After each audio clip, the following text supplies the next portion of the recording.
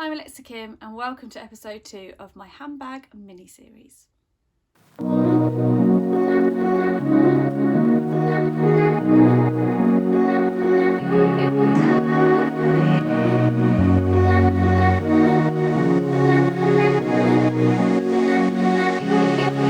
So next up, I remember that this was definitely my second bag.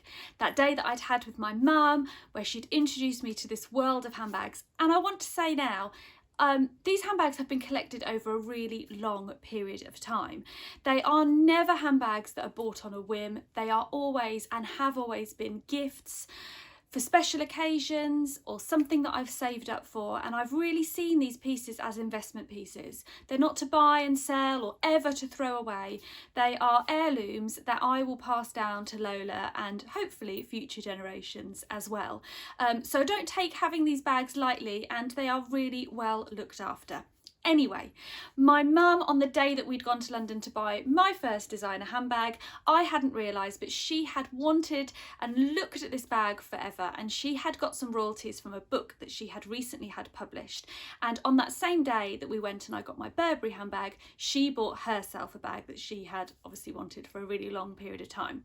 And that sort of rubbed off on me of how much that she really desired this handbag, and she was so excited to buy it. It took everything in her to tell the lady at the cash desk, yes, she wanted it.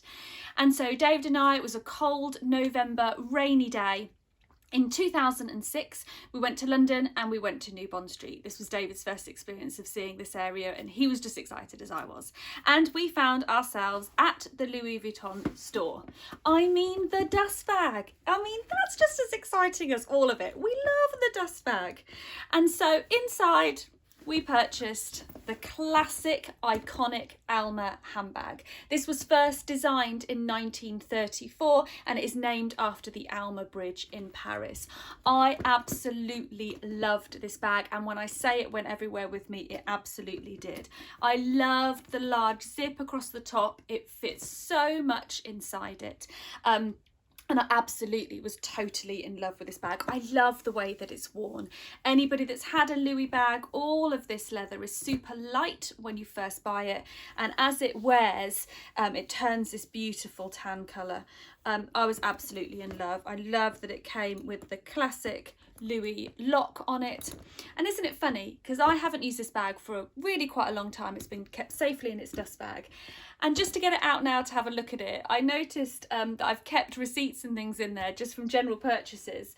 And so there's a Frankie and Benny's meal that we went for in 2007 that was £20. How on earth a meal was £20 then? And there's also some really old cinema stub tickets as well, and that is from 2006. So I love finding these things that you keep in handbags. If it's my mum's bag that you're borrowing, if you're allowed to borrow it, there'll always be tissues. That's always what you'll find in there, clean mostly.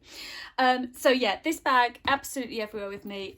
ICONIC handbag, and a real staple one to add to the collection. Still available now, and even as a vintage style. It's, yeah, just incredible, and I absolutely love this. So this is number 2. Lots of special memories associated with this bag. Yeah, absolutely love it.